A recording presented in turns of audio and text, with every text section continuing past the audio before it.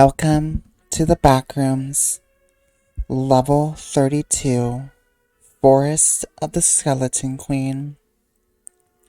Survival Difficulty Class, Level 5. It is unsafe, unsecure, and a powerful entity. Level 32 is an ever dark forest that stretches out infinitely under the eyeless gaze of a crescent moon in a starless sky. Hanging from the trees that make up the level are a number of skeletons, their pale bones shining under the moonlight, clattering in the wind. Some say they can hear skeletons speak. Sometimes they speak of their former lives, or of prophecies yet to come. Or perhaps it is simply the wind whistling through their skulls, creating the illusion that some life still exists behind their dead eyes. Aside from the skeletons, only a single entity roams the level, one being of two forms. Her first form is that of Belle, a pale woman with black hair who appears in a long orange Victorian dress and skeletal face paint. The Belle does not speak, but she beckons wanderers to follow her like a siren luring its prey. If wanderers chase after her until they lose sight of her, they will quickly run into her other form, the Skeleton Queen. The Skeleton Queen is a tall skeletal figure who wears a tattered black dress. She is a powerful creature and seems to have almost complete control over her domain. If you treat her with respect, then she may let you go.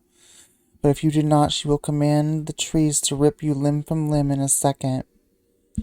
Or worse, she may toy with you, letting you run, letting you think you have a chance to escape, until you can't run any longer, and she forces the ground to swallow you up, leaving not a single bone in your wake.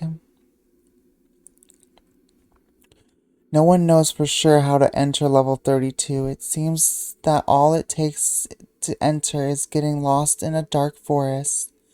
Some survivors have even said they arrived in the level directly from the front rooms. What we do know is that once you see the skeletons hanging in the trees, there's no way out until you meet the Skeleton Queen herself, and at this point your fate is in her hands. Those who have been released by the Skeleton Queen found themselves waking up in another forest, the Backrooms, as if they had been through what they had just been through was a nightmare, but it is no dream. A single wanderer travels through a foggy forest, searching for a domain of the Skeleton Queen. She is not the first to intentionally seek out the Forsaken Forest, but very few have come before her. For no one in their right mind would risk such a fate as those who have fallen prey to the Skeleton Queen. Maybe she isn't right in her mind. Perhaps that's what allows her to keep going. She is wrought with grief. Tears perpetually stream down her cheeks, and she cannot escape the memory of the one she cannot bear to live without. Or perhaps she is in her right mind. The loss of her loves served only to make her understand where her priorities truly lie. To make her realize that there are some things that are more important than her short life. Some people more important more important to her than herself. She seeks the skeleton hanging from the tree in front of her, like the first star to mark the dusk. It quickly joined by it's quickly joined by more hundreds of skeletons lining the trees within her view. She continues her walk. A soft crunching of leaves awakens from her trance, and she sees the figure of an orange dress up ahead. The figure turns and runs into the night. She falls until the figure is out of sight and braces herself for the meeting that is about to commence.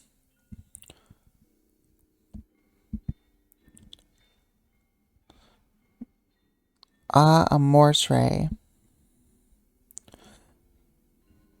says a deep feminine voice coming from the mouth of a bedressed skeleton that towers over her. She kneels, knowing that she must be very careful she doesn't want to die without getting what she wants. How respectful the skeleton queen calls. Tell me, can you hear what the men on the trees are singing? A strange question. She listens carefully, but hears only the wind whistling through the branches. She tries to rise, but she finds she cannot move from her prone possession, the skeleton queen holding her in place as she waits for an answer. No, she chokes out. What are they saying? They tell stories of dead gods coming back to life, of empress falling, of rips and tears of the fabric that connects our world with the next and the previous. They speak of a new era, an extinction, and a rebirth, but you don't care about any of that, do you? She nods silently, allowed to stand. Then what are you here for? The queen inquires. I want to make a trade for the life of another. The queen laughs. And what, pray tell, do you have to barter with? My own life. No, not just my own life, but my soul. I'm listening. If you bring my love back to life, I will give you both my life and my soul, and I will serve you in this life and the next. Love, of course. Love makes us do foolish things, doesn't it? And yet, I was in your place once, so very long ago, a distant memory, so I will grant your request. Thank you. And as the roots rise from the ground to pull her under, world's way on another claws his way out of a shallow grave. A candle, one extinguished, is relit as her soul is bound to the gnarled mass of soil and roots that make up this plain, entombing her in the infinitude of darkness. And for the first time since his passing, she is happy. Alrighty, guys, and that's gonna do it for level 32. So I will see you in the next one. Bye bye.